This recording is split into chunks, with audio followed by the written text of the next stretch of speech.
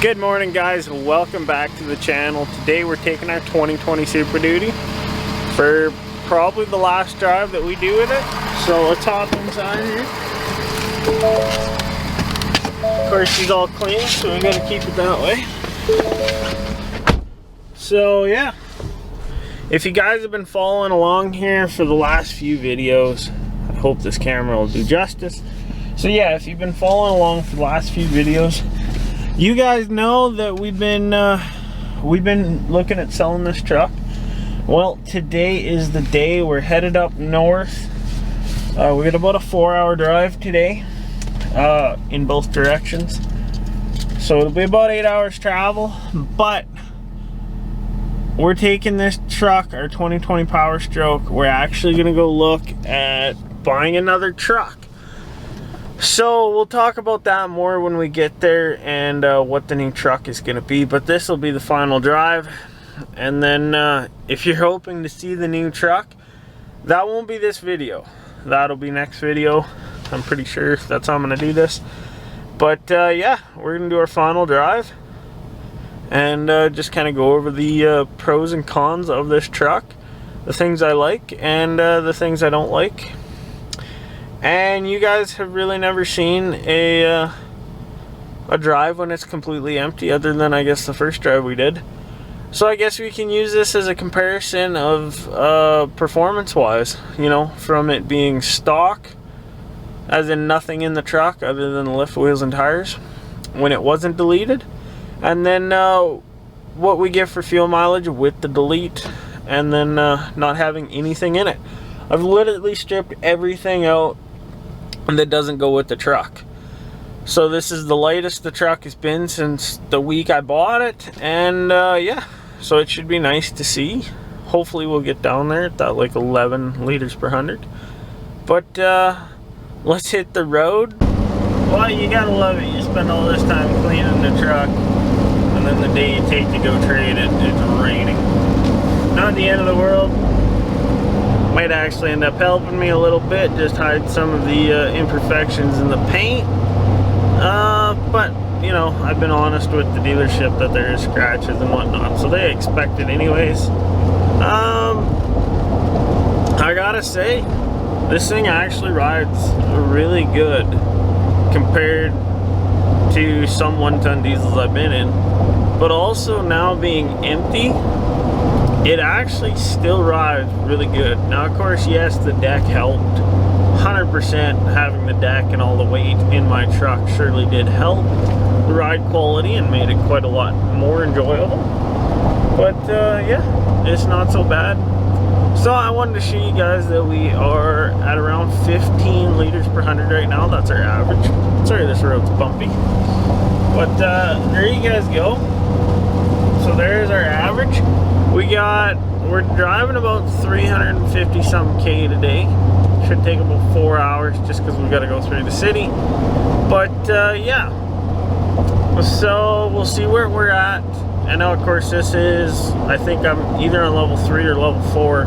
So the 75 or the 100 horse over tune, you know, running on this truck right now. Now, of course, I love this tune. I love the AM diesel performance tuning. I know I've said that time and time again, but really at the end of the day, it's such a good tune. Their transmission software that they did, the trans tuning, really, other than the first week when I got the tuning done and the trans was learning, after that, things have been awesome. And honestly, I love the fact this truck does not smoke. Now, the little kid inside of me wishes I got the low boost fueling. It's a smoke tune for all you yahoos. But it doesn't. Even in level 5, so when this truck's at 625 horsepower, it does not smoke. Like, I can get into it, put my foot into it, and it really does not smoke. The turbo lights so fast on this truck that you know, you don't have this big black cloud of smoke. And don't get me wrong, I love rolling a little coal every now and again, and I think that is fun. But on a brand new $120,000 diesel, I really don't think that we need to be doing smoke tunes on brand new trucks. It pains me to see, because I know that, you know, emissions are getting cracked down on. Like, yeah, if you got an old Dodge, you got an old Ford, or even a Duramax, and you want that thing to roll coal, fucking have at her. But if you're driving a brand new truck, you know, be responsible. Get the, you know, don't get low boost fueling. Get the clean tune. Because unless you're gonna leave clouds, and that's my stipulation. Like, if the thing fucking chooches, have at her. Like, if you're running, you know, dual fuel pumps, big injectors, high horsepower, and the thing leaves a cloud, that is acceptable. But if it just does the little whoop every now and again and just leaves like these little fart clouds of fucking black, like, come on. It's really not that good of a look for a new truck. And it doesn't really do anything for you. If you get a clean tune, it's way peppier anyways. So yeah, take that with a grain of salt, guys. Well, I know you guys are always asking me all the time, like, how does it feel driving this thing with the power it has? Kind of something new that hasn't happened for a while, just not having the weight from the sled deck and my tools and stuff in here. Just getting on Highway 16 here, headed west towards Edmonton. Came around the one corner, went to merge, got in it, trying to get up to speed, and this thing was just spinning the tires. Now, of course, it is wet outside. These are 13.5s, but then again, these are 13.5s, and that's a lot of tire to get spinning. There's some things I really did like about this truck. Now, sorry, I'm not looking at the camera as much, but you guys are basically listening to me talk anyways. So, if you've been part with the last 3 videos and been watching, you kind of know the things I dislike, because I made that kind of clear. There's a lot of good things on these new trucks, don't get me wrong.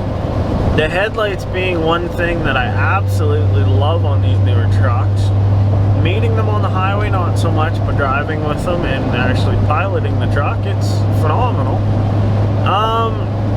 You know, the comfortability driving this truck, it rides so nice. The cabin's fairly smooth. Yeah, we got the tire noise and whatnot from the lift and the wheels and tires that we're running, but all in all, it's fairly quiet in the cab. Even with the straight pipe, like, you guys hear the little bit of a drone. And when I say drone, it's more just you hear the exhaust tone. Like, it's not obnoxious, it's not annoying to listen to by no means. But yeah. So other than that, there's a bunch of other good things about this truck. I know I bash on it so many times. You know, I bash on the electronics being way over complicated, the emission systems being garbage, and just the fact that OEM makes these things so complicated when you do delete them, because they're trying to stop people from deleting them. And that's never going to get better, I think, as long as we have stupid people in charge of emissions in Canada and mainly the US. You know, they gridlock OEM manufacturers so much that they just have to, you know, get on their knees and suck. So for us consumers, we're going to be screwed until certain people are going to be out of power and being able to change shit and make rules the way they do, but that's never going to happen. Now, towing with this truck, absolute dream. I love it. Yeah, the power of the truck is good. The transmission I'm not fond of. Like, yes, when it's empty and we're driving like we are today, it's actually not too bad. But I honestly think the 6-speed is just as good, if not a better transmission. And they're a lot cheaper. You can buy them, you can buy built trans and have them rebuilt by a lot of people. They've been around since like 2011.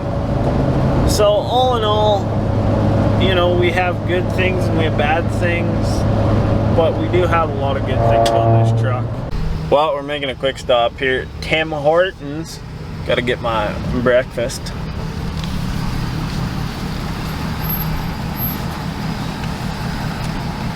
We'll do a little Timmy's review of Redwater. This is the second time I've been to this Tim Hortons. They absolutely kind of suck. The drive-through is super tight. Really not easy to navigate in a long bed truck. A dually, you would be really screwed. Yeah, service sucks.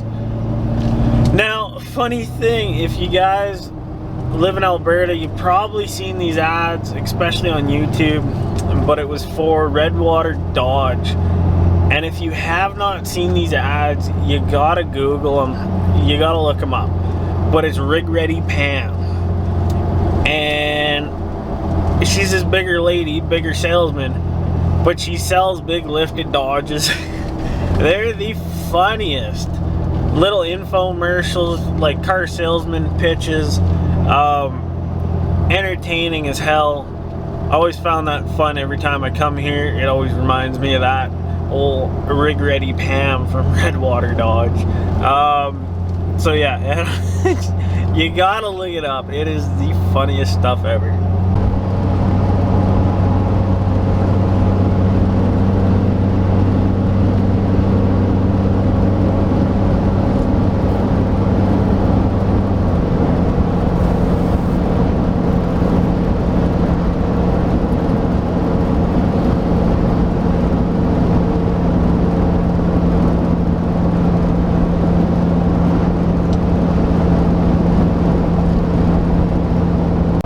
Love it when I'm filming on these long trips and stuff like this, because the looks I get from people when they see me holding a camera and like filming, they just get so weirded. Because up here, like in Alberta mainly, where you know I'm from, even into BC, like there is not much for YouTubers, not much for blogs going on. So when people see this, it's just not the norm. So they have the funniest looks on their face because they don't understand what you're doing. They're like, oh my god, he's got a camera. It's it's the funniest shit ever. Like, I need to set up and get like the reactions of people, because it's just, oh my god, it's entertaining. Yeah, we have 164 kilometers to go, guys. So we're getting to the end. We're about halfway now. She's coming to an end. The old reign of the 2020 is coming to an end. We'll do a little pull for you guys, get back up to speed here.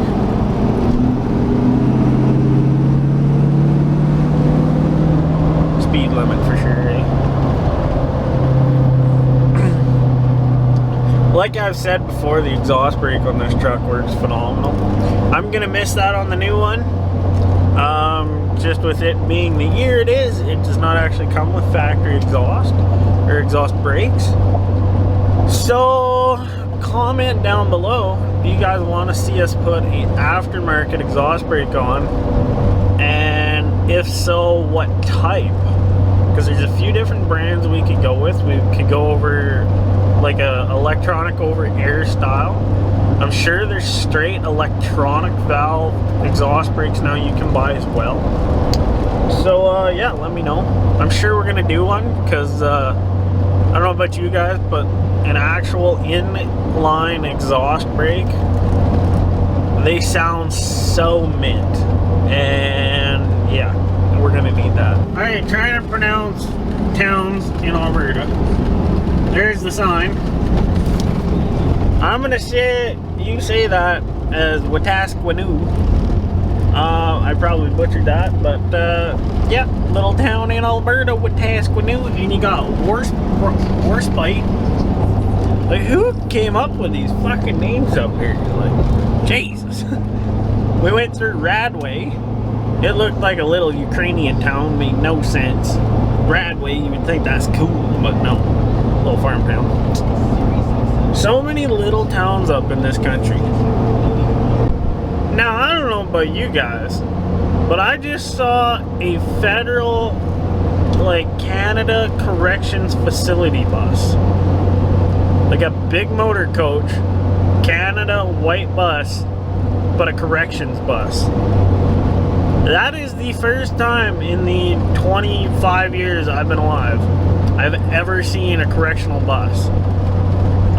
This one, and it even had like the little display sign of where it's going. So it came from Cold Lake. I don't know if it's heading to Edmonton or Bowden, to one of the other prisons. That's wild. I don't know why that's so cool to me, but that's cool to me. Especially because we're way out here in the middle of no man's land. We're like 12K from Smoky Lake, if you know where that is.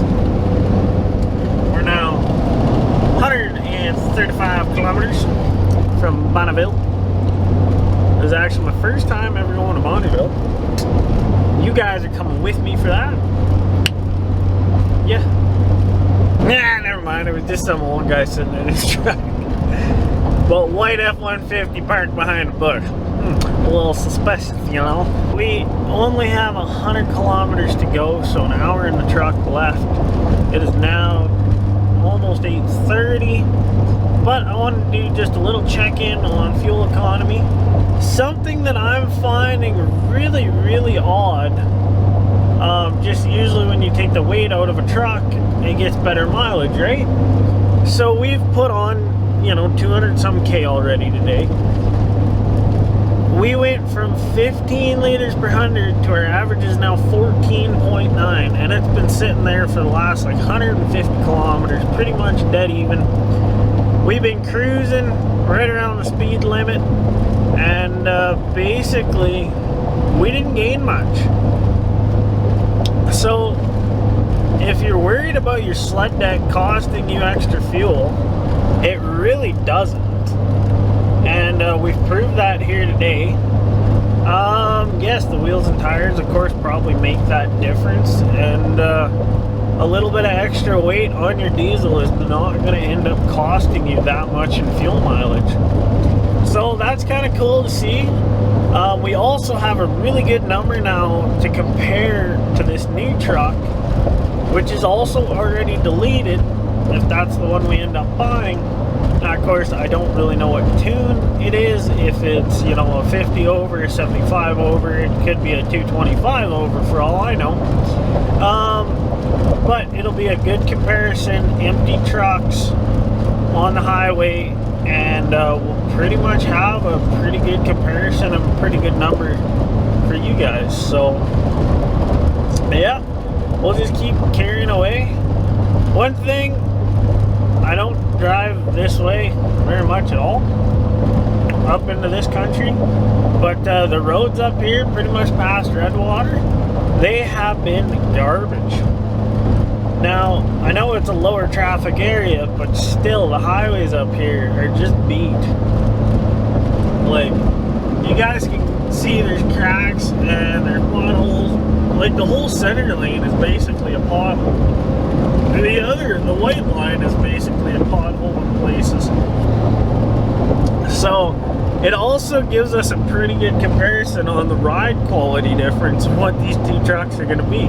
You know, we got our 2020 brand new truck with 50,000 K on a 6-inch BDS lift, and basically the high quality BDS lift. Otherwise, you know, the one above this, you get the coilovers on the front and whatnot, and that was just out of our budget for this truck. So yeah, it'll be a good comparison. I hope this isn't too boring of a drive for you guys. I wish there was more stuff to show and talk about and stuff like that, but I know lots of you guys in the comments have always wanted me to just do like a drive in the truck. You know, you guys want to just see the truck out for a drive, you want me to talk about things. So we're doing it. If you guys like this kind of content versus our normal stuff where we're always working on stuff and fixing stuff, let me know. And we'll go for drives and we'll do things like this, because I quite enjoy it. I like driving. So if you guys want to be brought along for the experience and kind of see it. I know we got a lot of people from the States and a lot from the southern states. One guy that chimes in on the channel all the time is from Texas. And I've never been to Texas, but you know, by watching videos on YouTube, you kind of get to experience, you know, other places in the world. And for some of you, this is kind of how you guys do it. So I'm happy to bring you guys along and show you guys a little bit. And she's basically trees and farmland up here, a little bit of hills. And it's kind of very close to what it is around home for me. You know, there's lesser hills and there's more hills depending on where we've been throughout the day. For some reason, SUVs pulling post pounders is a big thing up here. I don't know why. It's kind of weird. But yeah, we'll check in with you guys. We got 94 kilometers to go. Well, fellas, we're in the home stretch. We only got 40 kilometers to go, so we're under a half hour. Just got a call from the dealership. They just wanted to confirm everything is good to go. They didn't sell the truck out from underneath me, so kudos to them. This is Ducharme Motors of Bonnyville, Alberta. I'm going to. Now, these guys have been super professional so far. Right now, trying to buy a truck, if you don't have to, don't do it. It's a pretty dog-eat-dog competition, and prices are pretty much set. Like, there's not much you can negotiate. So when you see a truck listed from a dealership, don't expect to get it for much of a discount. It is what it is. But I just wanted to touch base. So now we're about 250K. We have driven this morning. We just dropped from 14.9 to 14.8. So we have gained 0.1 of a kilometer per liter. We're doing pretty good. So happy about that, I guess. And transmission temp, now that we've been cruising, and you know, it's been open highway kind of thing here. It's 15 above. That's 15 degrees Celsius. Our trans temp actually dropped, which normally it does. So probably what's going on is the thermostats have opened, the fans have probably kicked on. So we're seeing 94 on the thermostat, or not the thermostat, but the transmission temp. Now, I don't really know where that sensor actually reads, if it's up on the rad, that secondary rad for the transmission, or if it's actually in the transmission body itself. Something that I might have to do some research on, but really we're not going to own this truck for very long, so why even care? But if you know, comment below where that thermostat, or where the coolant temp sense for the transmission actually is, if you know. This camera battery is almost dead. I'm going to switch out to the new one, get the other one charging, so I'm able to film for the way home. But yeah, we're coming to the end of owning this truck and driving it. I hope you guys really enjoy this.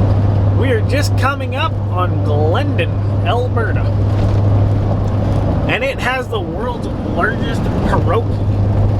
I actually thought that was in Vilna. Glendon. We might have to go see the world's largest pierogi on the way home. We might show you guys that. It's fucking cool.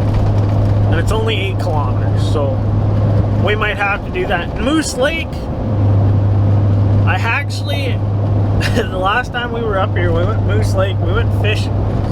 So it was me and the stepdad. We're out in his little canoe, and I caught this massive pike. Well, I forgot to bring pliers with me, or I had these shitty little pliers. I went to go get the hook out of the pike's mouth. The little bastard started slashing on the side of the canoe because we didn't have a net. Well, he threw the hook, and the hook actually went through my wrist. Like, actually through and poked out the other side. I still have the scar. I'll try and show you guys maybe a picture of that. But yeah, that was my experience at Moose Lake. The worst part was we couldn't take it out while we were actually in the boat. So it was about a half hour. We came back to shore, right?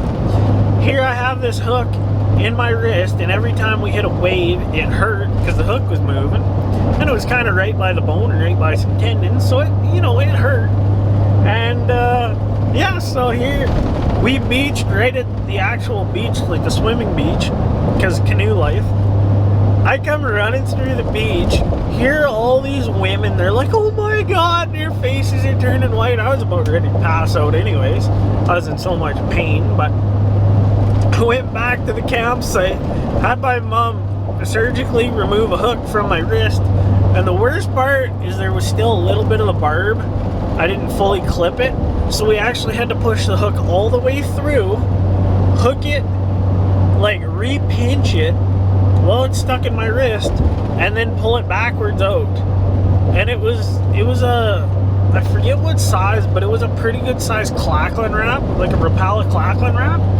So it was a heavy, like, bait lure. But yeah, that's that's my experience at Moose Lake. So continue on. All right, guys, we are 8 kilometers out from the Ford dealership. I hope you guys enjoyed this video. Let me know down below, like I've said before in this video. But we're gonna end it off here. I hope you guys enjoyed the last road trip in our 2020 F350 Super Duty. Yeah. So come back next video. I'll make sure I get it up right away. I don't know if this will be a Tuesday or Thursday video, as I don't know where I'm at with content that I've created in the last little bit here. But yeah, we got a new video coming. We got a new truck. If you guys see this video, we definitely bought a new truck. If this video didn't come out, there's no sense in me telling you guys didn't see it anyways. But yeah, so if you're watching this, there is a new truck. There is a video coming. Thank you for watching, and we'll see you next time.